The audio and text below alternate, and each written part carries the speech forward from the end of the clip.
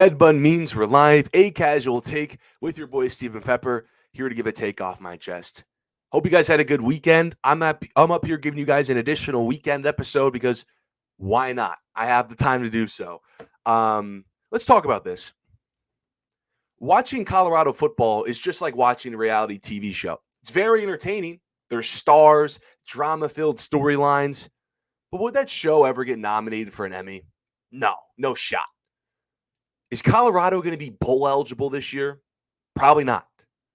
Hey, I watch every Colorado game, just like I don't miss a single episode for my favorite reality TV shows. But just like reality TV that's not 100% real, Colorado is not a real football team.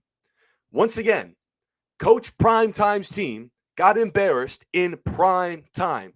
This time not to Oregon, not some ranked conference opponent, but to an unranked Nebraska. Solid team, but a program that's been irrelevant for most of my life.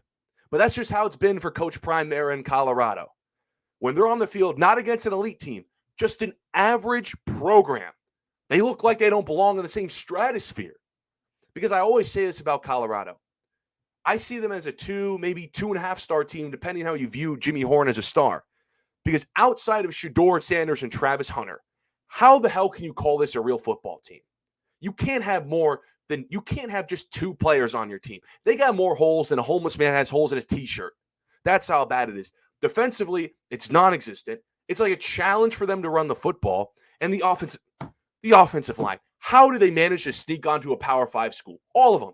Because none of them can block to save their lives. It's a joke. Seriously. This is bare minimum stuff to win football games. You got to win the trenches at any level of football. You got to win the trenches. The run game, like I said, it's like a challenge. Can you just give me 1 yard? I'm not asking Colorado to run the rock like Boise State did last night with their star running back. But Shedeur Sanders needs drives to be extended in short yardage. You can't get 1 yard. They went for it twice on 4th and 1 and got stuffed behind the line of scrimmage both times. They ran it 22 times. 16 yards. That's not good enough. Defensive line, they're just getting gashed. They can't stop the run to save their lives. And the offensive line, again, how is that a Power 5 offensive line? They belong in the Sun Belt. They belong in the FCS with North Dakota State. They gave up 5 sacks in the first 5 series. When you play just a good team, not an elite team, just a good team, the first 5 series are supposed to set the tone, especially when you're on the road. And every single drive, you're not putting up points on the board because you're getting sacked. I criticize Shedeur Sanders a lot because I think he holds on the ball too long and takes too many unnecessary sacks. But that offensive line, sure as hell not helping. And it's unfortunate because I thought they had something when they went into TCU, Texas Christian, and pulled off the upset victory, high scoring on national TV, a TCU team that was ranked, coming off a national championship appearance.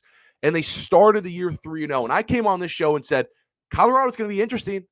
They can be competitive, not like, college football playoff or ranked competitive, but you put them on like against a solid team, they can make some noise and win a game.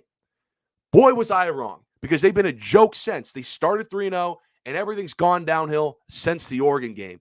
Since starting 3-0, they've been 2-9. That's pathetic. And their only 2 wins in that stretch, you can't even clap for that. They game-winning field goal barely snuck by a 1-4 ASU football team. ASU football is a joke. And then North Dakota State last week, an FCS school. Again, a joke. Because they have these same problems like last season. New season, same problems. It's just like reality TV show, like Love Island, Jersey Shore.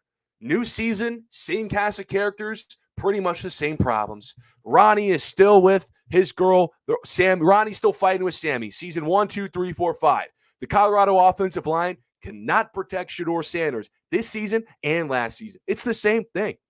That's why I ask, what does Colorado do well? Having Shedeur and Travis Hunter on your team does not mean they're doing anything well. Besides having 2 talented players on their team, as a team, what do they do well? I can't name you a single damn thing. And that is how you just can't win a football game when you play against a button-up team. When you play against a button-up team. I'm serious. They're just like reality TV. I love me some reality TV. It's very entertaining. They got a lot of stars. The storylines are drama-filled. It's some of the most highest-rated TV in the last decade. But they're never getting nominated for an Emmy. You'll never see Pauly D on the stage for Best Supporting Actor for his role in Jersey Shore. You put Jersey Shore, it's very entertaining, but compared to The Sopranos, it looks like a joke. Nebraska, I wouldn't say Nebraska is like Sopranos level of a football team, but that's the comparison you're trying to make. That's where Colorado's at. When on the field with the team, that's at least average. They look like they don't belong. They have these same problems as they did last season, which is disappointing because Deion Sanders in the transfer portal all offseason was talking the talk like this team was going to be better on the trenches and running the ball, and we have these same problems as last year. This is a reality TV show that I don't think is going to be bowl eligible, and I think I'll still keep watching them, but as a football team, we should not take them seriously. But I appreciate everyone for tuning in to this episode of A Casual Take. Follow my social media, stay updated on all things related to the show. I'll be back on tomorrow to talk about a game from today's NFL slate. But until then, see ya.